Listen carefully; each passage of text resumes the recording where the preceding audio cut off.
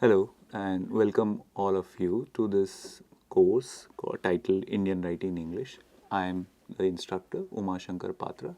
I teach at IIT Madras.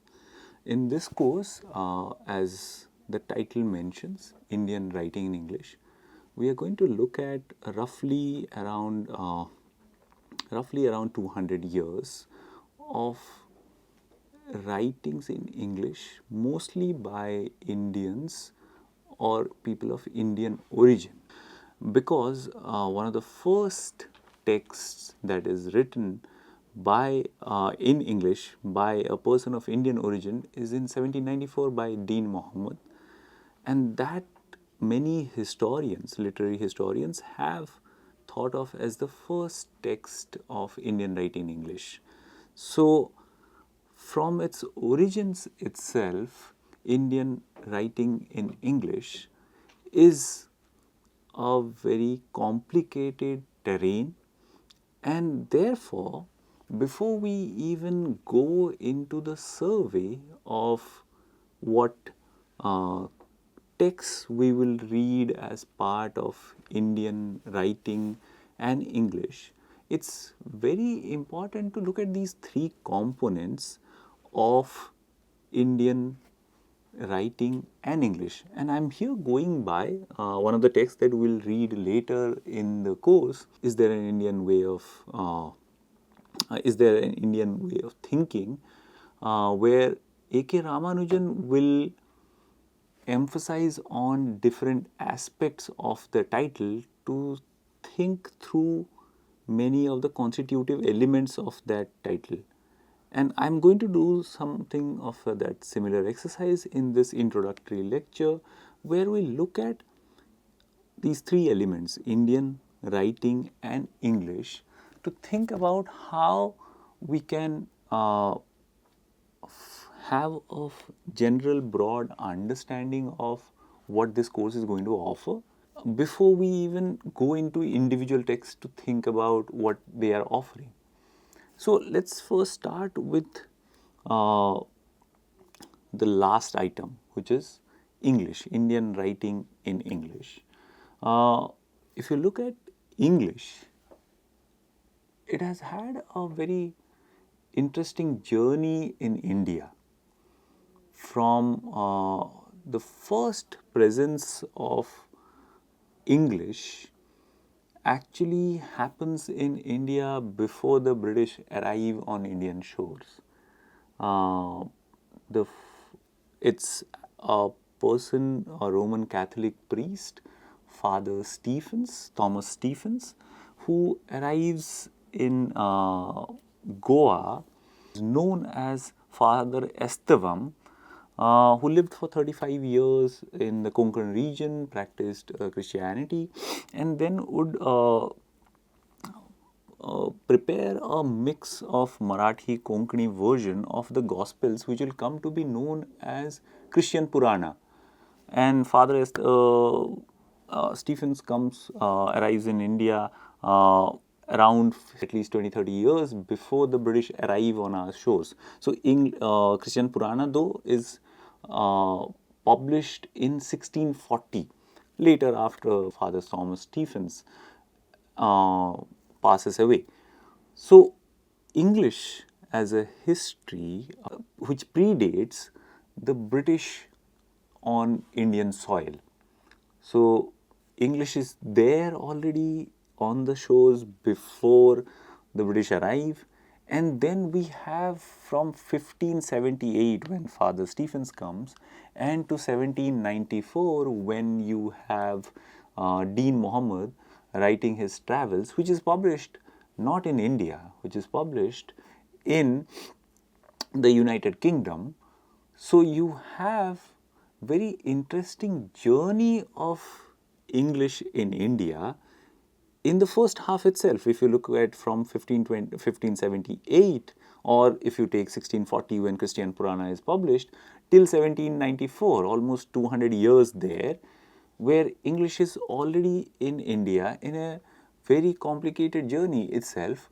And we have not even accounted for English after that, during the freedom struggle, India's independence, post-independence, and then looking at contemporary writings in English, where you have English books selling like hotcakes in the post-globalization era. So English actually traverses quite a sizable portion of our history. So thereby this course would want to focus on certain bits of that, think about that history before we even venture into thinking about what is our relationship with English itself, right?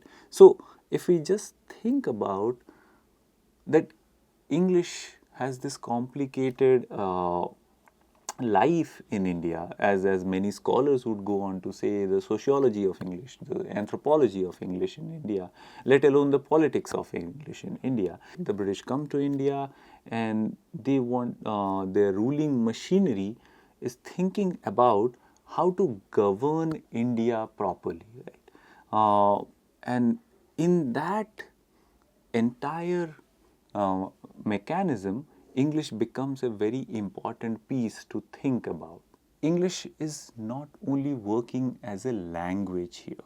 English is many things in India. As Braj Khachru would once say, English is like Aladdin's chirag, which will, if you rub it, many things will come out, your wish fulfilling tree, almost in that sense. English has also had a history where, uh, and also a life where it is thought of as the language of the colonizer, as Bernard Corn would say, the language of command, but it is also, as Akshaya Saksena's latest book would say, it is also part of the vernacular experience in India.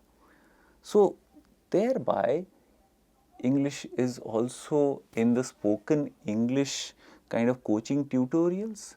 English is also there in our everyday negotiations with society around us. English is also emerged as the link language, where India as a diverse culture and with its regions, with its languages, has found English to be the go between many parts of the country.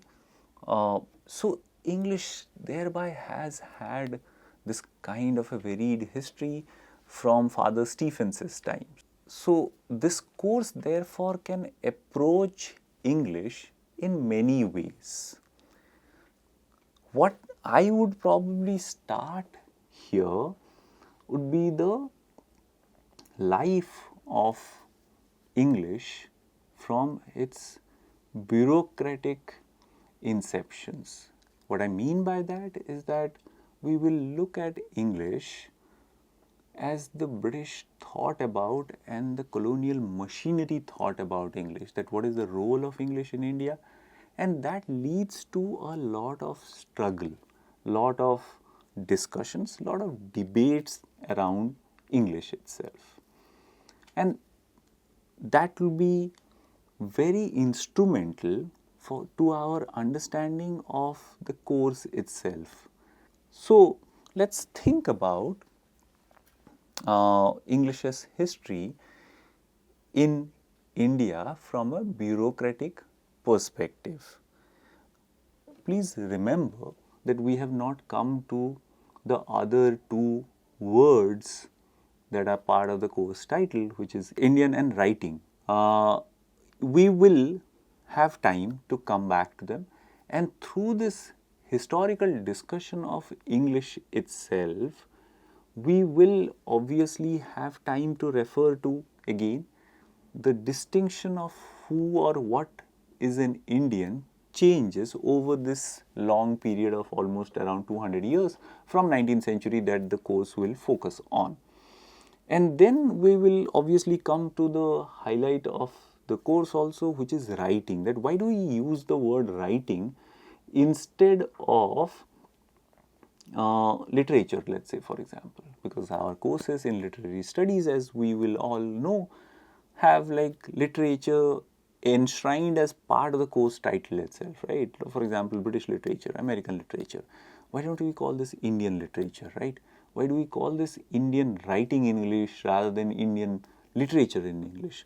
And that probably also relates to the history that I am talking about, because as I have already spoken about two texts, Dean Mohammed and Father Stephens's, and you will realize both of them probably do not fall under the rubric of literature in that sense. Dean Mohammed's is a travelogue where he is documenting his travels from India to UK and his life around, to a fictive friend in an epistolary manner that is written, where and Father Stephens's text, Christian Purana, which is a rewriting of the Gospels to suit the Indian subcontinent in that sense, right? So we already have two texts which are at the inception of English in that sense in the subcontinent, and that are not typically literary. And as we go on in the course, we will read, for example, the famous Macaulay's Minutes, which is a minute, like bureaucratic, a bureaucratic document. We will read Ram Mohan Roy's treatise, The Need for Modern Education, which is a letter that he writes to to Lord Amherst.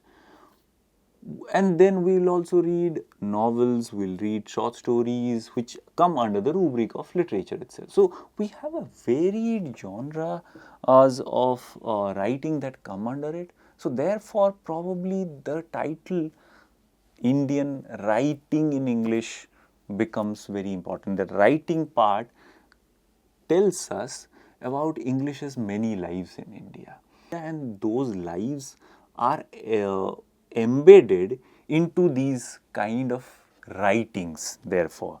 So, let's go back to that historical juncture where we are looking at the British's presence in India, and we are talking about post Buxar. 1757, Battle of Plassey gives British Bengal provinces, and after that we have 1764 Buxar, which gives them a sizable portion of the Awadh, what was known as the Awadh region.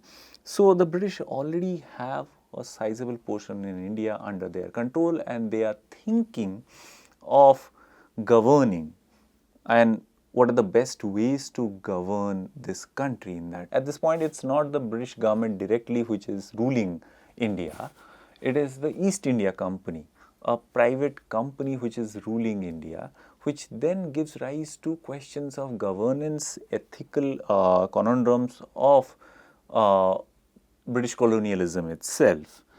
And around this time, it's very interesting to note how we go about this entire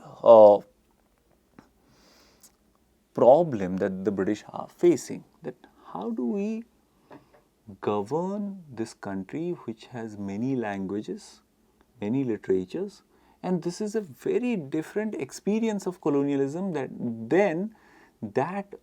in other parts of the world that the British had faced, because the British realize that here the languages also have a long and a prosperous written tradition. There are rich texts, and it's filled with not only orality like they would have found in African continent.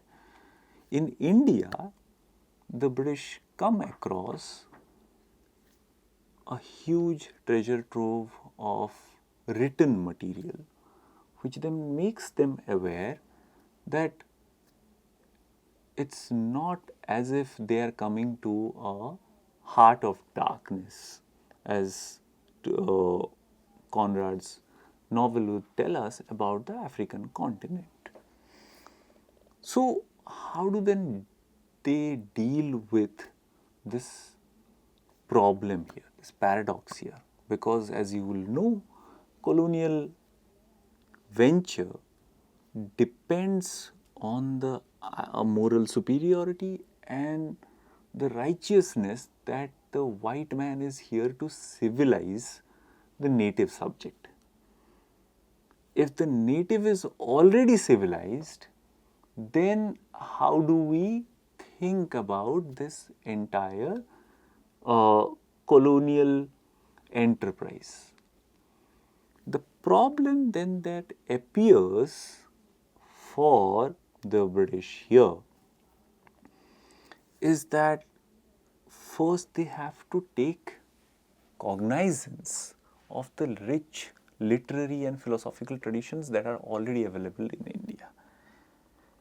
So therefore, the British get into understanding what is already there in India, and that gives rise to what is now today known as the Orientalist venture, the Orientalist project. And this requires a bit of an elaboration. It's very important to understand that India, as a colonial site, was as much a military conquest as much was a conquest of knowledge. That's what the British had understood. And therefore, it was very important for early colonial administrators to produce knowledge about India. And therefore, you will see reams and reams of documents about every aspect of India, be it demography, be it geography, be it geology, be it botany. All aspects of India are covered. Edward Said would later tell us is part of this Orientalist enterprise itself. This ideology pushes the British to think about this land not only in terms of a site of conquest in the military way, but also as an epistemological colonial takeover. What it means is that the British had to understand Indians, and that was one of the early pushes that is there for the early administrators. This is very helpful if we read this chapter that specifically I am going to read with you by Gauri Vishwanathan's influential work called Masks of Conquest, where she alerts us to this idea that how the British conquering was simultaneous with the idea of a knowledge takeover also. You have people like Charles Grant who are thinking about how to do it best. And therefore, the quote is very instructive. What Vishwanathan is highlighting from Grant is that the primary object of Great Britain, let it be acknowledged, was rather to discover what could be obtained from her Asiatic subjects than how they could be benefited. In the process of time, it was found expedient to examine how they might be benefited in order that we might continue to hold the advantages which we at first derived from them. Their happiness is committed to our care. So you can see all the layers of the colonial ideology here. First thing, the last sentence, if you see, their happiness is committed to our care. So the white man's burden, as it is known, is very visible here. Second thing that is there is that we have to discover what we can get from the Asiatic subjects. That what exactly can we get here, and how they could be benefited in the process of time we will figure that what we can obtain from these Asiatic subjects, which can be brought in to think about how we can obtain what we want here. And what we want here has been very visibly documented by many colonial historians. And that gives rise to the early colonial administration's policy, which will tell us that the interest during Warren Hastings, one of the first governor generals, was that we need to, and this is a colonial policy in the early years of 18th in the later half of 18th century, early years of colonial the British Raj in India. And I am drawing your attention to the highlighted parts here. As you will see that Warren Hastings, during Warren Hastings' time, the idea was that the distance between the ruler and the ruled was perceived to be so vast that we are from a different country and we are ruling people who we have no idea about. So how do we go about thinking about making this process smoother? So what Warren Hastings draws our attention to is that we rule over them, traffic with them, but they do not understand our character and we do not penetrate theirs. The consequences is that we have no hold on their sympathies, no seat in their affections. So, what might seem like a very benevolent attitude here,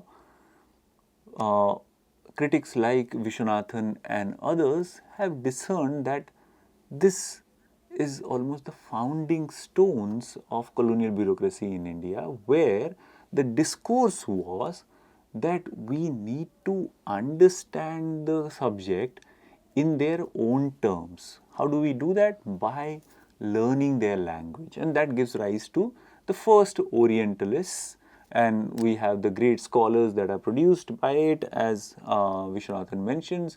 We have Colebrooke, we have Nathaniel Halhed, and we have Charles Wilkins, and the figurehead of them is William Jones, the great Oriental scholar who would read, master the Oriental languages, and mostly Sanskrit and Arabic itself, right? So, their ambitious goals to understand gives rise to the institution, as we know, the Asiatic Society, Royal Asiatic Society, which was instituted, and all these scholars, Jones, Colebrooke, Halhed, and Wilkins, were part of that Asiatic Society and wanted to understand and discover, excavate, archive the cultural heritage of India that were probably buried or probably like not so much highlighted. But this and it's very important to underscore one very important point here, is that when you look at people like William Jones, not all of their scholarship or all these Orientalists that we are talking about, not all of their work is singularly geared towards the idea that we are here to oppress, we are here to manipulate, or we are here only to govern these people. Much of their scholarship was also driven by their passionate interest in languages and cultures other than their own. But having said that, it's very important to know that the Orientalists were laid foundation for the colonial governmental machinery itself. What I mean by that is that when scholars like William Jones, Colebrooke, Halhed, and others translated Indian texts, it provided the foundation for colonial bureaucratic policies. It aided and abetted the colonial rule in India, and that can be said with a certain amount of surety, because if you remember, the first texts that are translated from Sanskrit to English were legal treatises like Manusmriti, work of art, literary texts like Kalidasa's Shakuntala, and Bhagavad Gita, a philosophical treatise, right? If you look at these three categories, why are only these three texts taken up for translation? And that's a larger debate. I don't have the time to get into it, but it's very important at this point to understand what the Orientalist project was like. The legal document informed, as we all know, the Indian Penal Code that was drawn from Manusmriti. So, one of the first texts that they translate is how do we govern, and they conveniently find Manusmriti as the document which can help them govern the Indians. So, therefore, we should not take what Hastings was probably saying, that we as a benevolent kind of an approach, that we need to understand them and they need to understand us. That approach needs to be taken with a pinch of salt. We have to understand the underlying ideology, where knowing the colonial subject lets us govern them better seems to be the logic here, and the Orientalist project was geared towards those kinds of ideologies. So, at this point, I think we'll pause here in our understanding of this prehistory of English in India, where Sanskrit seems to have a pole position and the British are favoring knowing India through its own languages, and very importantly, specifically through Sanskrit. And then we move from there to see a change and a shift in the British policy, from where Sanskrit is replaced by English. That we'll discuss in the next class. Thank you.